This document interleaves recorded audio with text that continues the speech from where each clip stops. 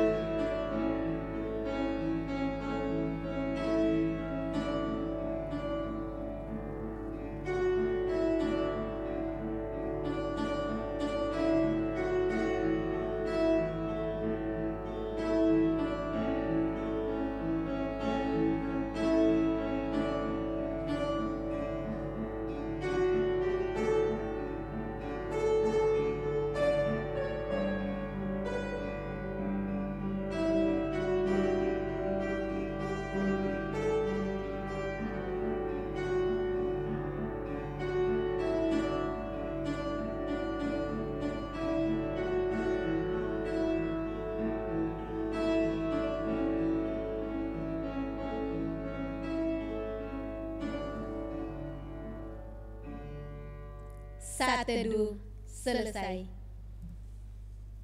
Bapak Ibu dan saudara yang dikasihi Tuhan, mari kita memuji Allah kita, Allah yang suci dan pengasih bagi kita, dengan memuji Tuhan dari LS Hymnos nomor 1, Suci, Suci, Suci.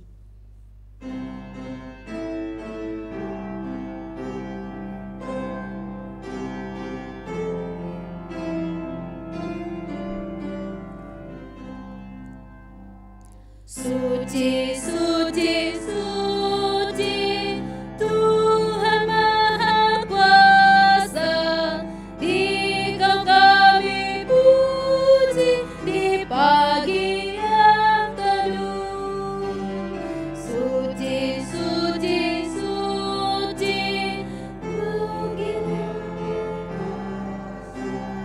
Allah Tritunggal, agung nama. Bait ketiga. Suci, suci, suci, walau tersembunyi, walau yang berdosa tak nampak wajahmu, Kau tetap yang suci, tiada terimbangi. Kau Maha Kuasa, murni kasih-Mu.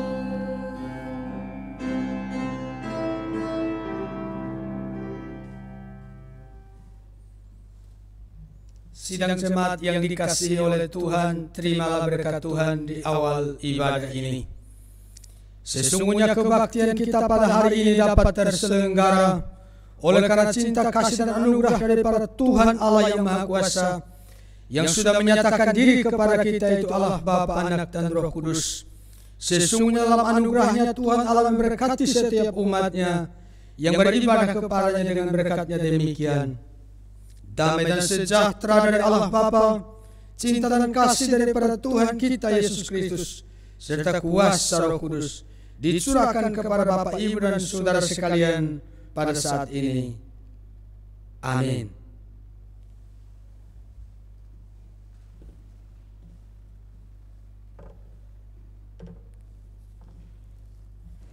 Mari kita mendengarkan firman Tuhan di awal ibadah kita pada hari ini.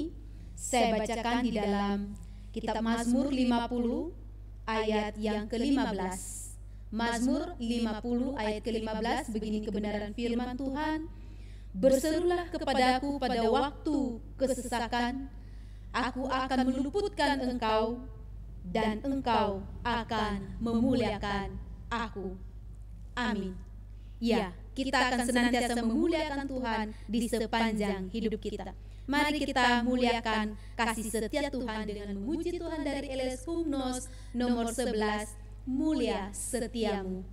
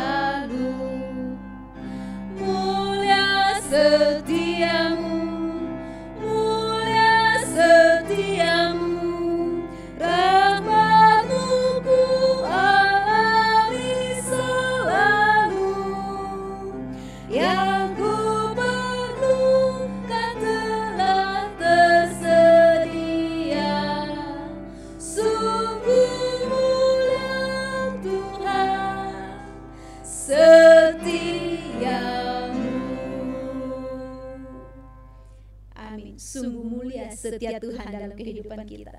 Bapak, Ibu, dan saudara-saudara yang dikasihi Tuhan, pada saat ini mari kita memeriksa hidup kita. Sudahkah kita di sepanjang hidup kita memuliakan Allah kita yang setia? Dia begitu kasih kepada kita. Adakah kita senantiasa mengucap syukur, memuliakan Dia untuk segala berkat yang Ia anugerahkan bagi setiap kita? Sebagaimana ayat firman Tuhan boleh mengingatkan kita pada hari ini, saya bacakan di dalam Injil Lukas pasal 17 ayat yang ke-17 sampai ayat yang ke-18. Lukas pasal 17 ayat 17 sampai 18. Begini kebenaran firman Tuhan. Lalu Yesus berkata, "Bukankah ke-10 orang tadi semuanya telah menjadi tahir? Di manakah yang 9 orang itu? Tidak adakah di antara mereka yang kembali untuk memuliakan Allah selain daripada orang asing ini?" Bapak, Ibu, dan saudara, ada banyak berkat yang Tuhan limpahkan dalam kehidupan kita. Sudahkah kita mengucap syukur, memuliakan akan Dia yang begitu baik dalam kehidupan kita? Mari pada saat ini kita mengakui di hadapan Tuhan, jika di sepanjang hidup kita terkadang lalai di dalam memuliakan Tuhan, mengucap syukur kepada Dia. Mari kita mengakui di dalam doa. Kita berdoa. Bapa di surga, terima kasih. Terpujilah nama-Mu, ditinggikan, dimuliakan Engkau ya Tuhan kami Yesus Kristus, Allah kami yang hidup. Terima kasih Tuhan. Kami mengucap syukur untuk semua berkat yang telah Engkau limpahkan dalam kehidupan kami. Bapa, kami menyadari seiring perjalanan kehidupan kami sering menyakiti hati-Mu. Kami sering melupakan Engkau. Kami terlena dengan berkat-berkat yang telah Engkau anugerahkan bagi setiap kami. Tuhan, ampuni kami. Kami mohon juga Tuhan ampuni dalam setiap tindakan kami, perkataan kami, isi hati dan pikiran kami. Tuhan, ampuni kami. Kami menyadari Tuhan, kami berdosa di hadapan-Mu. Bapa yang baik, terima kasih. Kami bersyukur karena Engkau tidak pernah memperhitungkan setiap kesalahan kami. Sungguh Engkau Allah yang penuh kasih, yang mengampuni setiap kami. Terima kasih Tuhan, Engkau telah menyelamatkan kami dengan mengorbankan diri-Mu di kayu salib untuk menyucikan setiap kami dengan darah-Mu yang suci itu. Terima kasih Bapa, terpujilah nama-Mu. Demi nama Tuhan kami Yesus Kristus, Allah kami yang hidup, kami berdoa dan mengucap syukur. Amin. Bagi setiap kita yang telah mengaku dosa di hadapan Tuhan dengan jujur, sesungguhnya firman Tuhan menghibur kita di dalam kitab Ibrani pasal 9 ayat 27 sampai 28. Ibrani pasal 9 ayat 27 sampai 28, begini kebenaran firman Tuhan. Dan sama seperti manusia ditetapkan untuk mati hanya satu kali saja dan sesudah itu dihakimi, demikian pula Kristus hanya satu kali saja mengorbankan dirinya untuk menanggung dosa banyak orang. Sesudah itu, Ia akan menyatakan dirinya sekali lagi tanpa menanggung dosa untuk menganugerahkan keselamatan kepada mereka yang menantikan Dia. Amin. Mari kita menanggapi kebenaran firman Tuhan ini dengan memuji Tuhan dari Eles Hymnos 141. Kita nyanyikan 2 kali.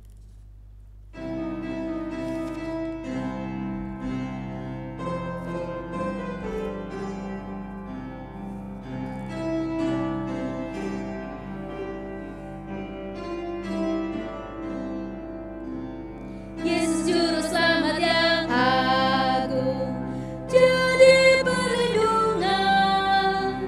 Yesus Juru Selamat yang agung, jadi perlindungan sampai pada akhir perjalanan hidup. Tetap Dia jadi perlindungan. Ingatlah saudara, dunia akan binasa, hanyalah Yesus Juru Selamat.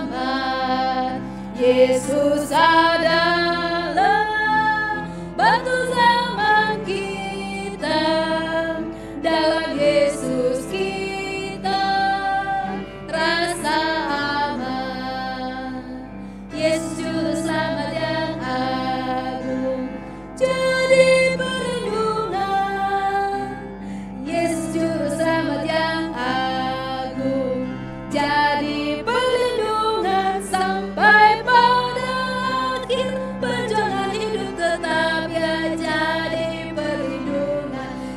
Lah saudara, dunia akan binasa, hanyalah Yesus juru selamat. Yesus adalah batu zaman kita, dalam Yesus kita rasa aman. Amin. Dalam Yesus kita rasa aman. Puji Tuhan. Bapak, Ibu, dan Saudara, mari kita akan mempersiapkan hati kita untuk menyambut kebenaran firman Tuhan yang boleh kita renungkan pada hari ini. Mari kita berdoa. Bapa di surga, terima kasih kami mengucap syukur kepadamu pada pagi hari ini untuk semua hal yang telah Engkau kerjakan dalam kehidupan kami, bahkan untuk semua anugerah Tuhan, kesempatan yang telah Tuhan izinkan bagi setiap kami, khususnya di dalam beribadah kepada Tuhan. Kami mau merenungkan kebenaran firman-Mu, kiranya Tuhan Engkau memberkati hamba-Mu yang Engkau pakai untuk memberitakan kehendak Tuhan dalam kehidupan kami. Kiranya Tuhan Engkau yang memperlengkapi, Tuhan Engkau memberkati setiap kami, ya Tuhan. Kami mohon bukalah hati dan pikiran kami, supaya kami boleh memahami, mengerti kehendak Tuhan dalam kehidupan kami. Dan juga kami mohon Tuhan mampukan kami untuk melakukan firman-Mu. Apapun yang mencoba mengganggu kami di dalam mendengarkan kebenaran firman Tuhan, dari manapun asalnya, kami usir di dalam nama Tuhan kami Yesus Kristus. Biarlah kuasa Tuhan yang boleh bekerja di dalam hati kami masing-masing dimanapun kami berada pada saat ini. Terima kasih Tuhan, kami siap untuk mendengarkan firman-Mu. Demi nama Tuhan kami Yesus Kristus, Allah kami yang hidup, kami berdoa dan mengucap syukur, serta yang telah mengajar kami berdoa demikian. Bapa kami yang di surga, dikuduskanlah nama-Mu, datanglah kerajaan-Mu, jadilah kehendak-Mu di bumi seperti di surga. Berilah kami pada hari ini makanan kami yang secukupnya, dan ampunilah kami akan kesalahan kami, seperti kami juga mengampuni orang yang bersalah kepada kami. Dan janganlah membawa kami ke dalam pencobaan, tetapi lepaskanlah kami daripada yang jahat, karena Engkau yang punya kerajaan dan kuasa dan kemuliaan sampai selama-lamanya. Amin. Mari saya mengajak kita semua untuk mengakui iman percaya kita di sepanjang abad dengan berkata demikian. Aku percaya kepada Allah, Bapa yang Maha Kuasa, Khalik langit dan bumi, dan kepada Yesus Kristus, Anaknya yang tunggal Tuhan kita, yang dikandung daripada Roh Kudus, lahir dari anak darah Maria, yang menderita sengsara di bawah pemerintahan Pontius Pilatus, disalibkan, mati dan dikuburkan, turun ke dalam kerajaan maut. Pada hari yang ketiga bangkit pula dari antara orang mati, naik ke surga, duduk di sebelah kanan Allah, Bapa yang Maha Kuasa. Dan dari sana Ia akan datang untuk menghakimi orang yang hidup dan yang mati. Aku percaya kepada Roh Kudus, gereja yang kudus dan am, persekutuan orang kudus, pengampunan dosa, kebangkitan orang mati, dan hidup yang kekal. Amin. Kepada hambanya saya persilakan.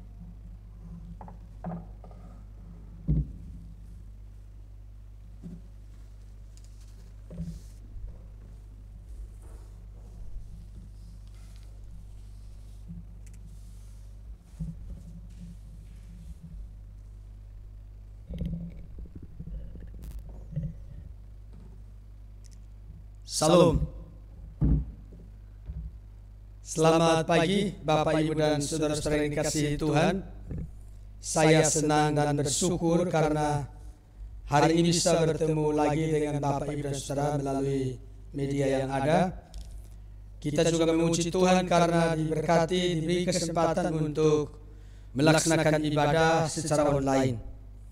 Tiba saatnya kita akan mendengarkan firman Tuhan. Saya akan membacakan firman Tuhan yang terambil dari kitab Daniel pasal yang kedua, ayat 16 sampai dengan ayat 23. Kemudian kita akan lompat pada ayat 26 sampai dengan ayat 28 bagian A. Demikian firman Tuhan saya bacakan. Bapak, Ibu, dan saudara bisa mengikuti dalam hati sambil memperhatikan pada slide di HP atau di laptop ataupun komputer masing-masing. Maka Daniel menghadap raja dan meminta kepadanya supaya ia diberi waktu untuk memberitahukan makna itu kepada raja. Kemudian pulanglah Daniel dan memberitahukan hal itu kepada Hananya, Misael dan Asaria teman-temannya, dengan maksud supaya mereka memohon kasih sayang kepada Allah semesta langit mengenai rahasia itu, supaya Daniel dan teman-temannya jangan dilenyapkan bersama-sama orang-orang bijaksana yang lain di Babel. Maka rahasia itu disingkapkan kepada Daniel dalam suatu penglihatan malam. Lalu Daniel memuji Allah semesta langit. Berkatalah Daniel, terpujilah nama Allah dari selama-lamanya sampai selama-lamanya, sebab daripada Dialah hikmat dan kekuatan. Dia mengubah saat dan waktu, Dia memecat raja dan mengangkat raja. Dia memberi hikmat kepada orang bijaksana dan pengetahuan kepada orang yang berpengertian. Dialah yang mengungkapkan hal-hal yang tidak terduga dan yang tersembunyi. Dia tahu apa yang ada di dalam gelap dan terang ada padanya. Ya Allah nenek moyangku, kupuji dan kumuliakan Engkau, sebab Engkau mengaruniakan kepadaku hikmat dan kekuatan, dan telah memberitahukan kepadaku sekarang apa yang kami mohon kepadamu. Engkau telah memberitahukan kepada kami hal yang dipersoalkan raja. Kemudian kita lompat pada ayat yang ke-26. Bertanyalah raja kepada Daniel yang namanya Belsasar, sanggupkah engkau memberitahukan kepadaku mimpi yang telah kulihat itu dengan maknanya juga?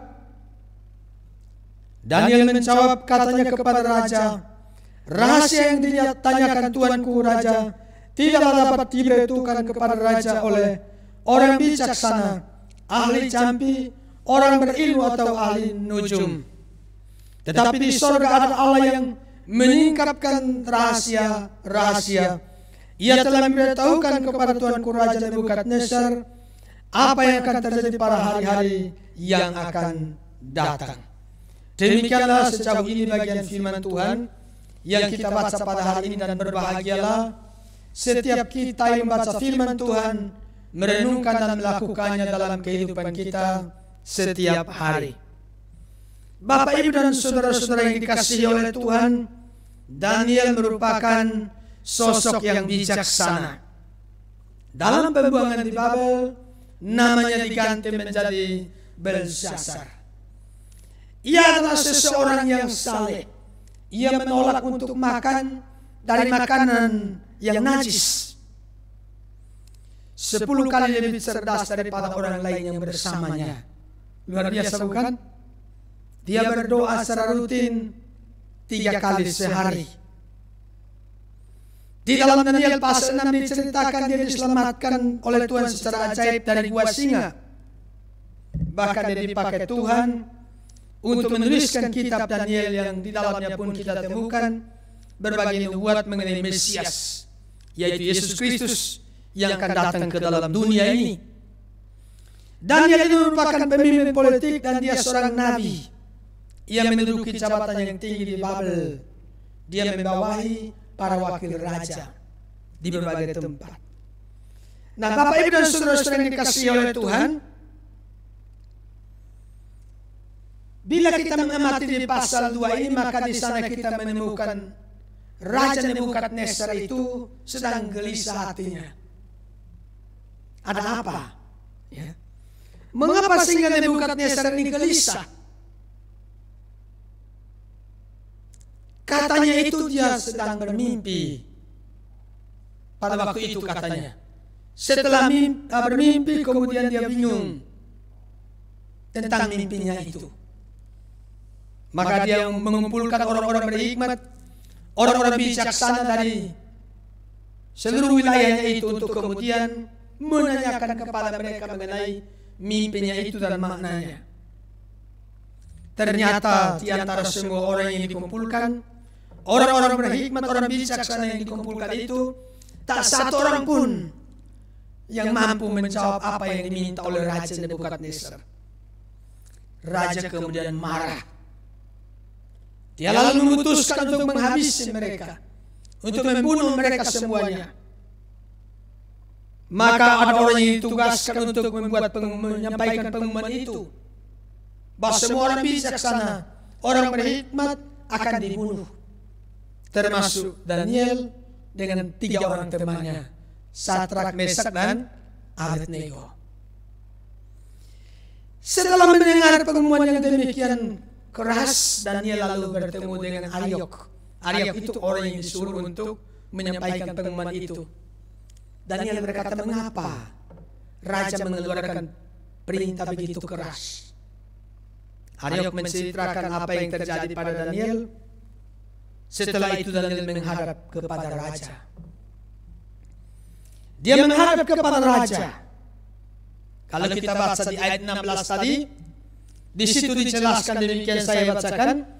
Maka Daniel menghadap raja dan meminta kepadanya supaya ia diberi waktu untuk memberitahukan makna itu kepada raja. Di antara semua orang berhikmat yang dikumpulkan, semuanya menyerah. Beda dengan Daniel. Sesudah dia mendengar, dia tidak menyerah. Dia tidak putus asa. Dia menghadap dan meminta waktu untuk memberitahukan apa yang diminta oleh raja. Makanya kalau kita perhatikan di ayat yang ke-17 itu, di situ dikatakan, kemudian pulanglah Daniel dan memberitahukan hal itu kepada Hananya, Misal dan Asaria teman-temannya. Dia pulang lalu beritahu teman-temannya. Maka ayat 18 dikatakan, dengan maksud supaya mereka memohon kasih sayang kepada Allah semesta langit mengenai rahasia itu, supaya Daniel dan teman-temannya jangan dilenyapkan bersama-sama orang-orang bijaksana yang lain di Babel. Makanya tema firman Tuhan, tema khotbah hari ini adalah memohon kasih sayang. Setelah mendengar pengumuman yang begitu keras, ya, Daniel tidak putus asa, tidak patah semangat. Dia pulang kemudian memberitahukan pada teman-temannya, lalu mereka memohon kasih sayang kepada Tuhan Allah. Saya mencoba untuk merenungkan, ya, mengenai apa yang terjadi di sini. Kalau yang lainnya menyerah, ya, Daniel dengan temannya itu tidak menyerah. Mereka memohon kasih sayang kepada Allah, ya, mencari pertolongan kepada Tuhan. Mengapa ya bisa seperti itu? Saya memperhatikan bahwa di sini Daniel menyadari akan keterbatasan, ketidakmampuan, ketidakberdayaan. Walau mereka orang pintar dan berhikmat. Tadi di awal kan saya katakan kan, Daniel orang berhikmat, orang bijaksana, orang pintar. Tapi di sini, ya, katanya tadi kan 10 kali lebih cerdas kan daripada yang lainnya. Tapi kenapa dia mohon balas kasihan pada Tuhan dalam peristiwa ini? Dia sadar, ya, sadari keterbatasan, ketidakmampuan dan ketidakberdayaan. Nah, ini ciri orang rendah hati, ya, rendah hati itu sadar tidak bisa lolos kalau Tuhan tidak menolong. Maka beritahu teman-teman lalu mohon belas kasihan pada Tuhan. Saya memperhatikan dan merenungkan mengenai apa yang terjadi di sini. Walaupun beda kasus, ini mirip-mirip dengan apa yang terjadi pada Daud. Setelah berbuat dosa, maka katanya dia mohon belas kasihan pada Tuhan. Peristiwa pada waktu Yesus disalib, ada satu orang penjahat di samping Yesus. Dia berkata kepada Tuhan Yesus, ingatlah akan aku ketika engkau datang sebagai raja. Dia mengemis belas kasihan, sama dengan orang yang di bait Allah dalam perumpamaan yang diceritakan oleh Tuhan Yesus. Dia katakan, ya Allah, kasihanilah aku orang berdosa ini. Sadar tidak mampu, mohon belas kasihan pada Tuhan. Maka Yesus mengatakan, berbahagialah orang yang miskin di hadapan Allah, mereka yang punya kerajaan surga. Sedari kemalangannya, sedari kemiskinannya, ketidakmampuannya untuk menyelamatkan diri. Daniel sadari itu, maka dia beritahu teman-temannya lalu sama-sama memohon belas kasihan pada Tuhan. Ini tidak sekedar bicara mengenai perkara-perkara lahiriah, tapi dalam perkara rohani ini yang perlu kita renungkan. Apalagi di sini Daniel bukan hanya memikirkan dirinya sendiri. Ayat 18 tadi mengatakan, dengan maksud supaya mereka memohon kasih sayang kepada Allah semesta langit mengenai rahasia itu, supaya Daniel dan teman-temannya jangan dilenyapkan. Lihat baik-baik, bersama-sama orang-orang bijaksana yang lain di Babel. Mohon belas kasihan bukan hanya untuk diri mereka, Daniel dan temannya, tapi untuk orang-orang bijaksana yang lain di Babel waktu itu. Maka Bapak Ibu dan saudara-saudara yang dikasihi oleh Tuhan, Mazmur 143 ayat 1 mengatakan, ya Tuhan, dengarkanlah doaku. Berilah telinga kepada permohonanku, jawablah aku dalam kesetiaan-Mu. Mohon kasih sayang kepada Tuhan. Saya membaca sebuah cerita mengenai seorang ayah yang berdoa. Ya. Katanya di satu hari Minggu dalam sebuah kebaktian, di akhir khotbah seorang pendeta berkata kepada jemaat yang ikut ibadah itu, siapakah di antara Bapak itu ataupun saudara yang membutuhkan dukungan doa dari saya? Seorang pemuda kemudian berdiri dan berkata, Pak Pendeta, tolong saya. Beban dosa saya terlalu berat untuk dipikul. Pendeta kemudian mendoakan pemuda itu. Setelah itu dibimbing dan dia percaya Tuhan Yesus. Hidupnya sekarang berubah. Tadi hidup dalam beban dosa yang berat, sekarang dia sudah merdeka. Hidupnya sudah tenang. Dia sudah mengenal Yesus. Dia sudah dapatkan keselamatan dalam Yesus Kristus itu. Pemuda ini sudah lama tidak pulang ke rumah. Dia berkeliling dari kota satu ke kota yang lain tanpa mengirim kabar pada orang tuanya. Nah, kemudian pemuda ini membuat keputusan untuk menulis surat kepada orang tuanya di rumah, menyampaikan kabar baik itu bahwa dia sudah mengenal Yesus, sudah dapatkan keselamatan, hidupnya sudah berubah. Beberapa hari kemudian, pemuda ini mendapatkan jawaban, menerima surat dari rumahnya, dikirim oleh ibunya.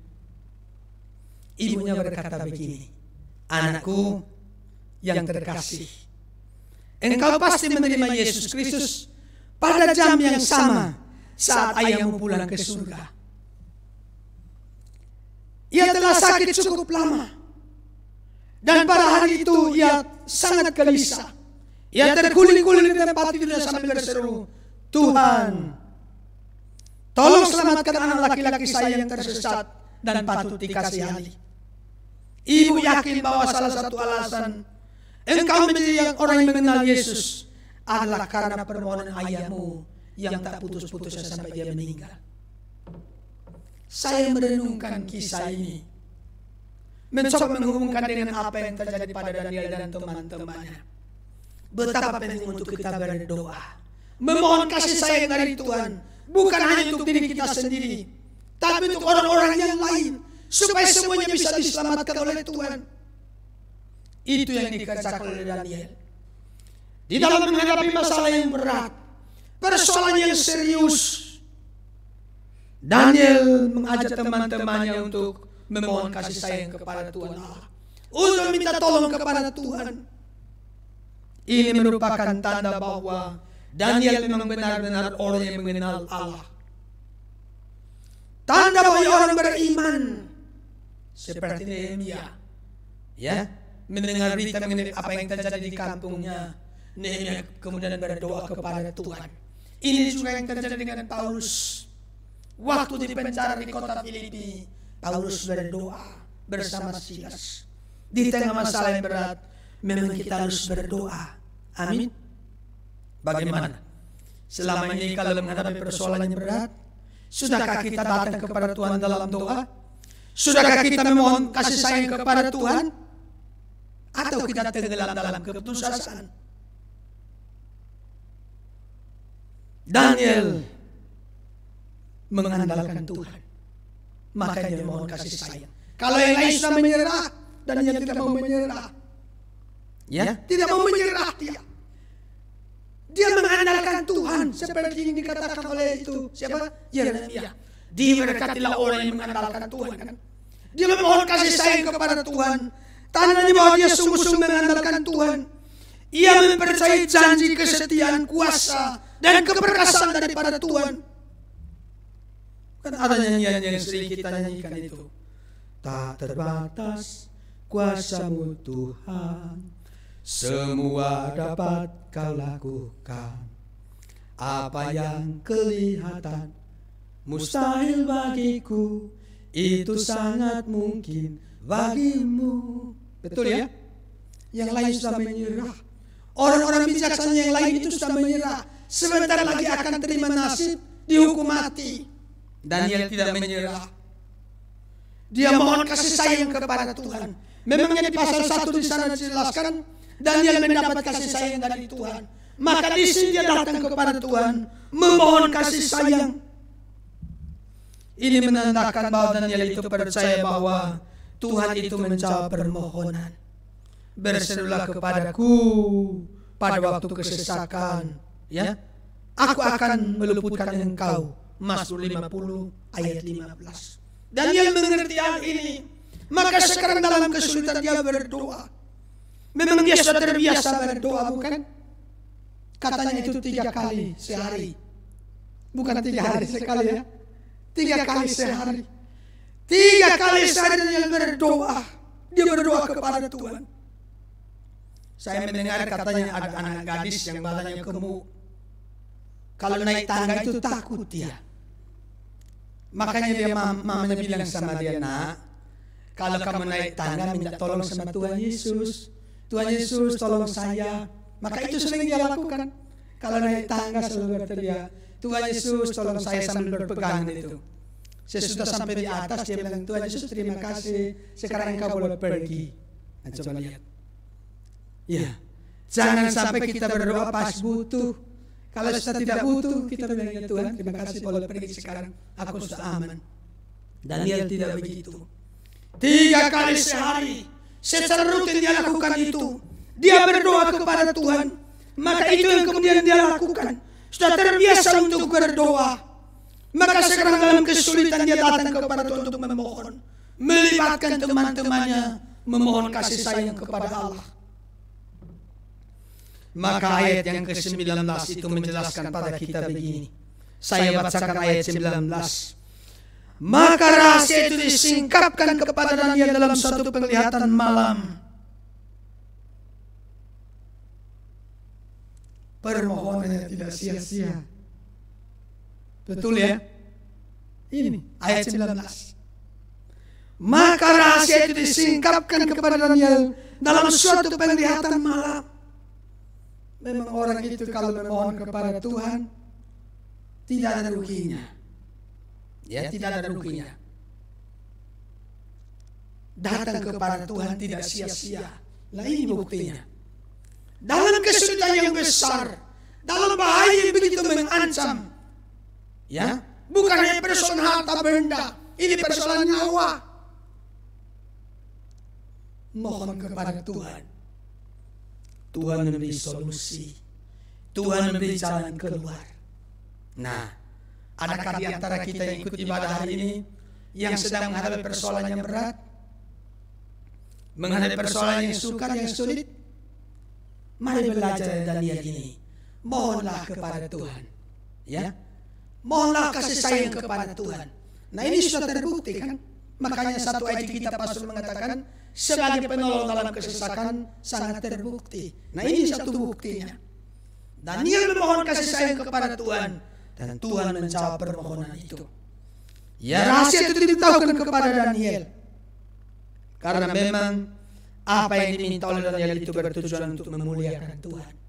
Makanya setelah semuanya selesai, ya, dia ceritakan semuanya, kemudian raja itu lalu berkata, sesungguhnya Allahmu itu Allah yang mengatasi segala Allah dan yang maha kuasa atas segala raja dan yang menyingkapkan rahasia-rahasia, sebab engkau telah dapat menyingkapkan rahasia itu. Luar biasa. Dalam peristiwa Daniel keluar dari gua singa, Raja itu kemudian perintahkan kepada semua orang di seluruh wilayah kekuasaannya tidak boleh menyembah yang lain kecuali kepada Allahnya Daniel. Nah, maka di sini Daniel sungguh-sungguh mempermuliakan Tuhan melalui doanya, melalui kesaksian hidupnya, melalui pelayanannya. Maka doa yang bertujuan untuk kemuliaan Tuhan pasti dikabulkan olehnya. Saya ulangi kalimat ini. Doa yang bertujuan untuk kemuliaan Tuhan pasti dikabulkan oleh Tuhan. Saya kadang-kadang naik ke lantai atas daripada gereja kita ini, kemudian melihat-lihat, lalu merenungkan. Beberapa waktu yang lalu kita mulai adakan renovasi. Waktu itu dihitung dananya itu ratusan juta. Kita mulai dengan berapa waktu itu? 33 juta. Sekarang sudah habis ratusan juta. Bagaimana bisa seperti itu? Berdoa, kita berdoa. Dan doa yang bertujuan untuk kemuliaan Tuhan, Tuhan memberkati. Daniel sudah mengalami akan hal ini. Tuhan mengabulkan permohonannya. Dan setelah Tuhan mengabulkan permohonannya, mari kita perhatikan ayat yang ke-19 itu. Maka rahasia itu disingkapkan kepada Daniel dalam suatu penglihatan malam. Lalu Daniel memuji Allah semesta langit. Sesudah doanya dikabulkan, saya tertarik dengan kalimat di ayat 19 ini. Tidak diselingi dengan kata-kata atau cerita yang lain. Langsung, begitu ya. Maka rahasia itu disingkapkan kepada Daniel dalam suatu penglihatan malam. Lalu katanya, Daniel memuji Allah semesta langit. Sesudah ditolong Tuhan, sesudah doanya dikabulkan oleh Tuhan, langsung memuji Tuhan. Nah, ini teladan yang bagus untuk kita semua. Kalau kita sudah ditolong Tuhan, jangan lupa untuk memuji Tuhan. Ingat peristiwa 10 orang sakit kusta itu? Cerita itu dikatakan semuanya sudah sembuh. Berapa orang yang pulang untuk berterima kasih kepada Tuhan? Hanya satu. Yang lainnya kemana? Mereka sudah sembuh, sudah senang, langsung lari. Hore, sudah sehat, langsung kabur mereka. Hanya satu orang pulang dan berterima kasih pada Tuhan. Kira-kira kita termasuk yang mana ya selama ini? Kalau sudah ditolong Tuhan, langsung senang, bersyukur, lari, atau kita kembali kepada Tuhan yang mengatakan, Tuhan terima kasih. Seperti Daniel ini. Sesudah permohonannya dikabulkan, dia memuji Allah semesta langit. Maka di dalam pujian daripada Daniel ini kita menemukan sejumlah pernyataan diungkapkan oleh Daniel di sana tentang Tuhan Allah. Di ayat yang ke-20 di situ dikatakan, berkatalah Daniel, terpujilah Allah, nama Allah dari selama-lamanya sampai selama-lamanya, sebab daripada Dialah hikmat dan kekuatan. Di sini Daniel mengakui bahwa Tuhan adalah sumber hikmat dan kekuatan. Jadi yang membutuhkan hikmat, kita harus datang kepada Tuhan. Surat Yakobus mengatakan itu kan? Tetapi apabila di antara kamu ada yang kekurangan hikmat, hendaklah ia memintakannya kepada Allah, yang memberikan kepada semua orang dengan murah hati dan dengan tidak membangkit-bangkitkan, maka hal itu akan diberikan kepadanya. Jadi yang kekurangan hikmat, minta kepada Tuhan. Paulus nasihat Timotius dengan mengatakan apa? Ingatlah juga bahwa dari kecil engkau sudah mengenal kitab suci yang dapat memberi hikmat kepadamu. Minta hikmat kepada Tuhan dalam doa, lalu hikmat dari Tuhan itu sudah dituliskan untuk umatnya di dalam kitab suci. Maka Paulus nasihat Timotius, belajar kitab suci. Ingat kitab suci. Itu yang bisa memberi hikmat kepada kita, menuntun kepada keselamatan dan lain sebagainya. Alangkah dalamnya kekayaan hikmat dan pengetahuan Allah. Sungguh tak tersedikit keputusan-keputusannya dan sungguh tak terselami jalan-jalannya. Hikmatnya Tuhan itu luar biasa. Kadang kita dalam persoalan-persoalan yang begitu sulit, begitu rumit, sukar untuk dipecahkan. Mari kita datang kepada Tuhan. Kadang kita dalam hidup ini menghadapi persoalan yang serius, seperti benang ruwet. Tahu benang ruwet ya? Tidak tahu bagaimana harus diurai itu. Makanya kadang kita ambil jalan pintas terus digunting ya, supaya mudah. Hidup kadang menghadapi persoalan yang rumit seperti itu. Mari datang kepada Tuhan. Bawa semuanya kepada Tuhan. Tuhan bisa menolong kita dalam hikmatnya untuk mengurai semuanya itu. Bukan hanya itu, tapi di sini Daniel mengatakan hikmat dan kekuatan. Ya. Ayat 20 tadi. Pada dialah hikmat dan kekuatan. Tuhan memberi kekuatan. Dia sumber kekuatan dalam hidup ini. Tatkala kita lemah, datanglah kepada Tuhan untuk mendapatkan kekuatan daripadanya. Musa bersama dengan orang Israel setelah mereka keluar dari Laut Teberau itu mengatakan, Tuhan itu kekuatanku dan mazmurku. Mazmur 118 ayat 14. Di sana dikatakan Tuhan itu kekuatanku dan mazmurku. Ia telah menjadi keselamatanku. Yesaya juga mengatakan hal yang sama. Allahku menjadi kekuatanku, katanya. Demikian juga dalam kitab Habakuk dikatakan Allah Tuhanku itu kekuatanku. Maka Paulus mengatakan segala perkara dapat kutanggung di dalam Dia yang memberi kekuatan kepadaku. Adakah hari ini di antara Bapak Ibu dan Saudara ada yang mengalami kehidupan yang letih, lemah, tak berdaya karena beratnya persoalan hidup? Datanglah kepada Tuhan. Yesus katakan, marilah kepadaku, bukan? Semua yang letih, lesu dan beban berat, aku akan memberi kelegaan kepadamu. Mari kita mengakui semua bahwa kita tak berdaya. Kita butuh kekuatan, butuhkan hikmat dan pertolongan daripada Tuhan di dalam menghadapi seluruh persoalan dalam hidup ini. Ayat 21, Daniel kembali mengatakan, Dia mengubah saat dan waktu. Dia memecat raja dan mengangkat raja. Ya. Dia memberi hikmat kepada orang bijaksana dan pengetahuan kepada orang yang berpengertian. Tuhan mengubah waktu, katanya mengubah saat dan waktu, meninggikan dan merendahkan. Semua itu ada di tangan Tuhan. Makanya itu di dalam 1 Tawarik 29 itu di sana Daud membuat pengakuan dengan mengatakan, ya Tuhan punya mula kebesaran, kejayaan, kehormatan, kemasyhuran dan keagungan. Ya segala-galanya yang ada di langit dan di bumi. Ya Tuhan punya mula kerajaan dan Engkau yang tertinggi itu melebihi segala-galanya sebagai kepala. Sebab kekayaan dan kemuliaan berasal daripadamu. Dan Engkau yang berkuasa atas segala-galanya. Dalam tangan mula kekuatan dan kejayaan. Dalam tangan mula kuasa membesarkan dan mengokohkan segala-galanya. Dia sumber pengetahuan dan pengertian. Bahkan Dia Maha Tahu, katanya di dalam ayat yang berikut ini. Ayat 22 juga dilanjutkan di sana. Dialah yang menyingkapkan hal-hal yang tidak terduga dan yang tersembunyi. Dia tahu apa yang ada di dalam gelap dan terang ada padanya. Tuhan Allah Maha Tahu. Dia mengetahui segalanya dalam hidup ini. Maka dalam kitab Wahyu, ya, di sana ayat mengatakan, aku tahu kesusahanmu. Tuhan mengerti semuanya tentang hidup kita ini. Segala sesuatu Dia sudah tahu. Bahkan Dia mengizinkan semuanya terjadi. Karena itu dalam bahaya sesulit apapun, mari kita datang kepada Tuhan, memohon pertolongan padanya, mohon kasih sayang padanya, seperti yang dilakukan oleh Daniel dan teman-temannya itu.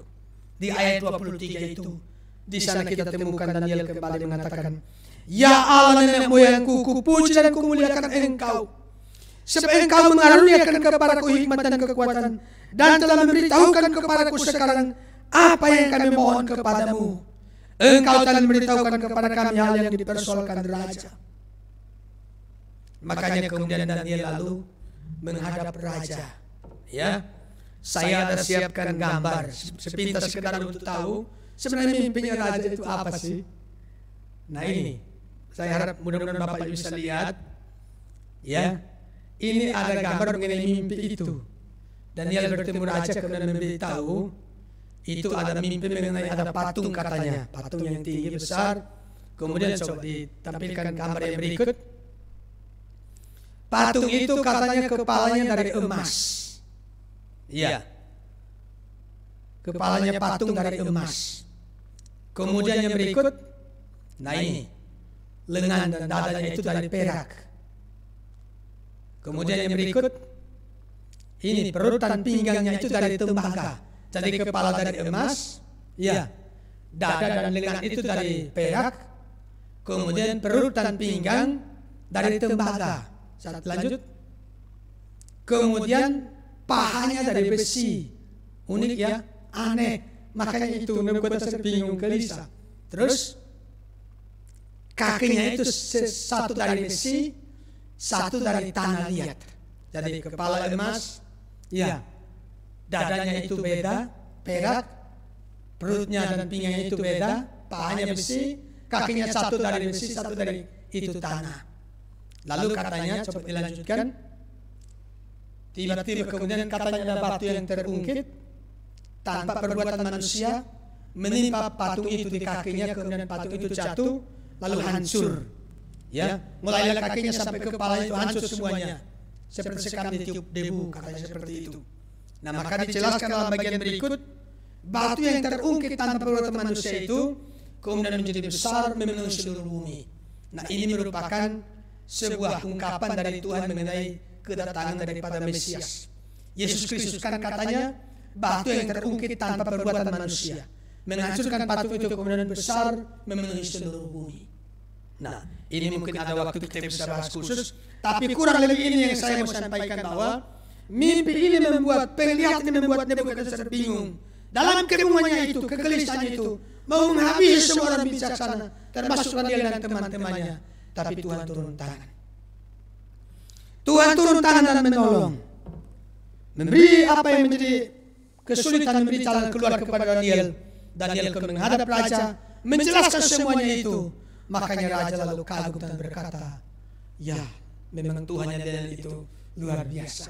Jadi kita lihat di sini melalui permohonannya Daniel, bukan saja dia kemudian mendapatkan pertolongan, luput daripada apa yang menjadi ancaman itu, tapi melalui kehidupannya dan teman-temannya Tuhan dimuliakan. Nah, di sini kita perlu renungkan. Di dalam kehidupan doa-doa kita, mari kita mengarahkan semua doa kita itu untuk kemuliaan bagi nama Tuhan. Waktu kita lakukan hal itu, maka doa-doa kita menjadi hal yang diperkenan oleh Tuhan, dikabulkan oleh Tuhan, dan melalui kesaksian hidup kita, ya, melalui perbuatan yang Tuhan kerjakan melalui kehidupan kita, nama Tuhan dimuliakan. Ya, nah coba kita lihat, katanya Daniel itu kemudian mendapatkan kedudukan yang tinggi sesudah peristiwa itu. Jabatannya dinaikkan lagi, dapatkan kedudukan tinggi. Bagaimana dengan teman-temannya? Ya, apakah dia melupakan teman-temannya? Tidak.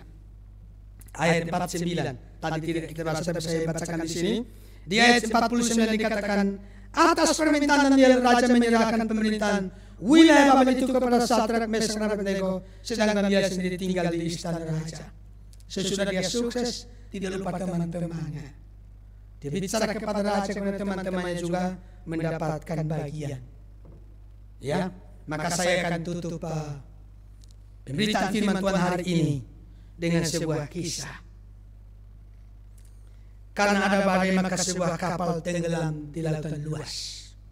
Yang selamat hanya dua laki-laki yang berhasil berenang ke sebuah pulau terpencil. Dua orang mereka. Di sana mereka tidak tahu apa yang harus berbuat kecuali berdoa. Namun untuk mengetahui doa siapa yang lebih manjur, mereka memutuskan membagi pulau tersebut menjadi dua bagian, yang satu di sebelah sini, satu di sebelah sini. Kemudian mereka pun berpisah untuk menempati daerah masing-masing. Pertama mereka berdoa untuk makanan. Paginya orang pertama mendapati sebuah pohon dengan buah-buahnya yang berkelantungan, sementara orang yang kedua tidak menemukan apa-apa. Seminggu berlalu, orang pertama merasa kesepian, sehingga ia berdoa memohon seorang istri.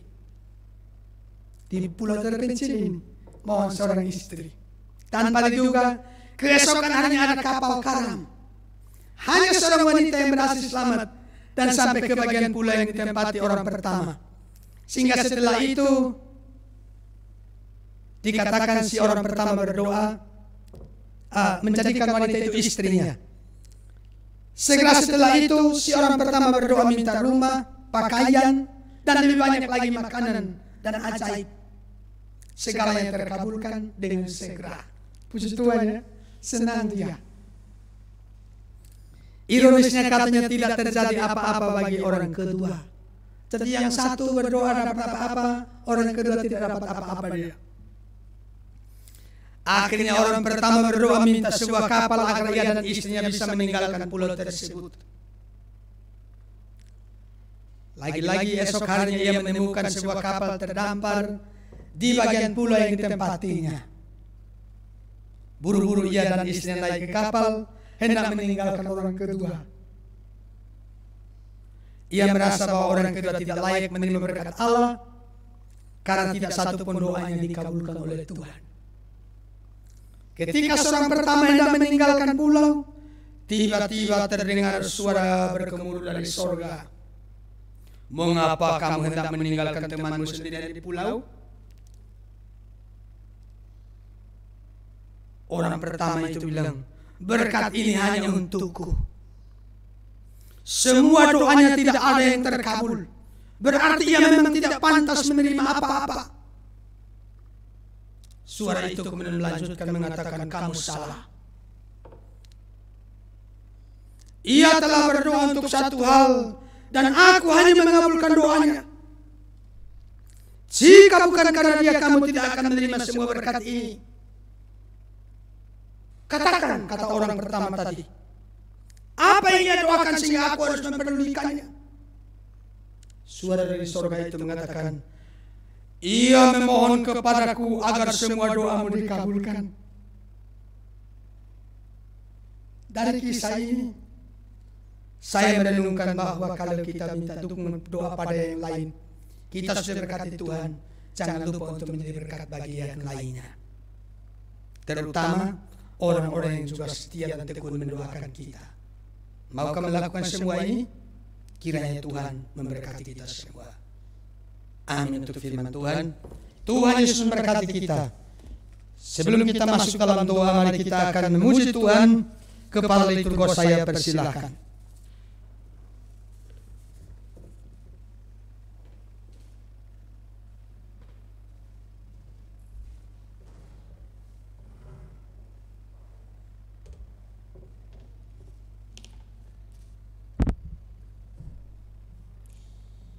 Amin untuk kebenaran firman Tuhan yang telah menguatkan iman kita. Mari kita menanggapi kebenaran firman Tuhan ini dengan memuji Tuhan dari LS Hymnos 226, Tuhan peliharakan.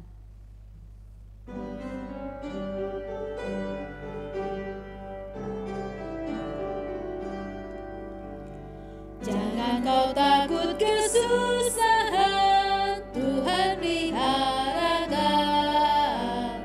Pada Tuhan ada lindungan, Tuhan peliharakan. Tetapkan hatimu, pasti Tuhan peliharakan. Peliharakan engkau sepanjang umurmu. Kalau kau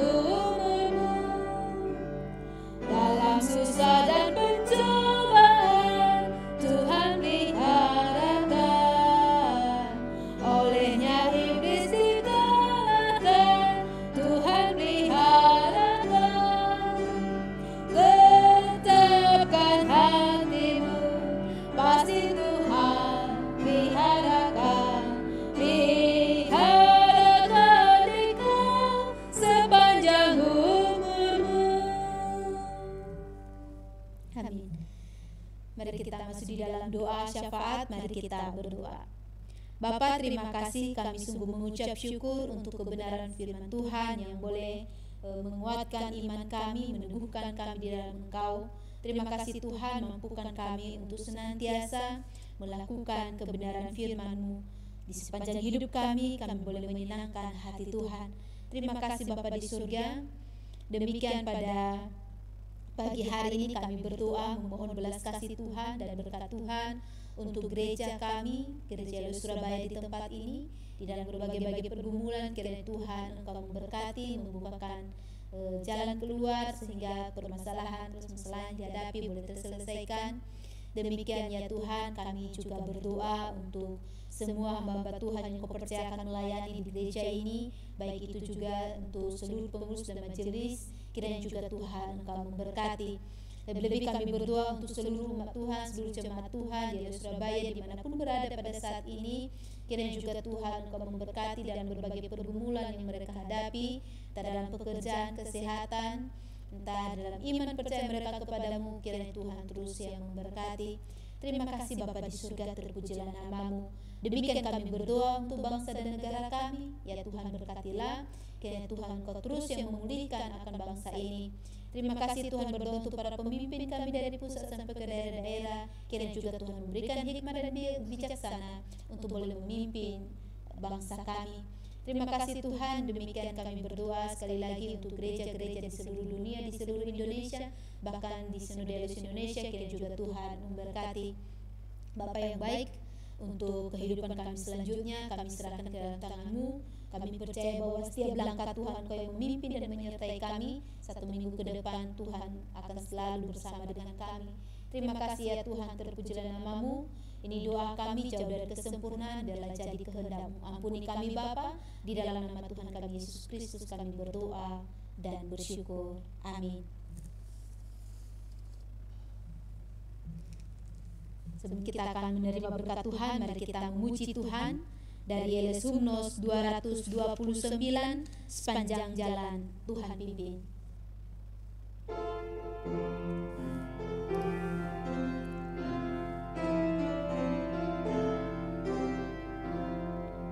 Sepanjang jalan Tuhan pimpin, itu cukup bagiku. Rahmat-Nya selalu serta dan melindungkan daku.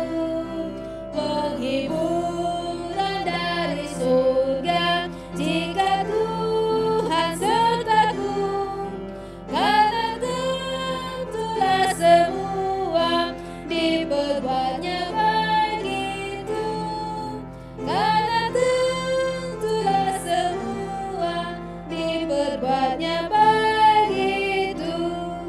Sepanjang jalan Tuhan pimpin, meski jalanku tak senang, dan anugerah-Nya melimpah pada malam dan siang. Roti hidup pun diberinya, dan jiwa dari batu air berpancar, dan dahagaku hilang. Dari batu air berpancar, dan dahagaku hilang. Sidang jemaat yang dikasihi Tuhan, arahkanlah hatinya kepada Tuhan dan terimalah berkat-Nya di akhir ibadah ini. Kasih karunia daripada Tuhan kita Yesus Kristus dan kasih Allah, serta persekutuan dalam Roh Kudus menyertai Bapak, Ibu, dan saudara sekalian, mulai hari ini sampai Tuhan Yesus datang yang kedua kali, bahkan sampai selama-lamanya. Amin.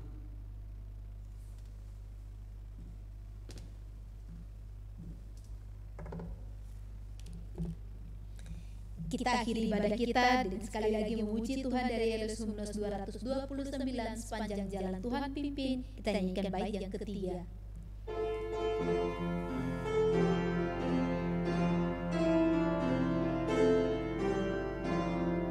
Sepanjang jalan Tuhan pimpin.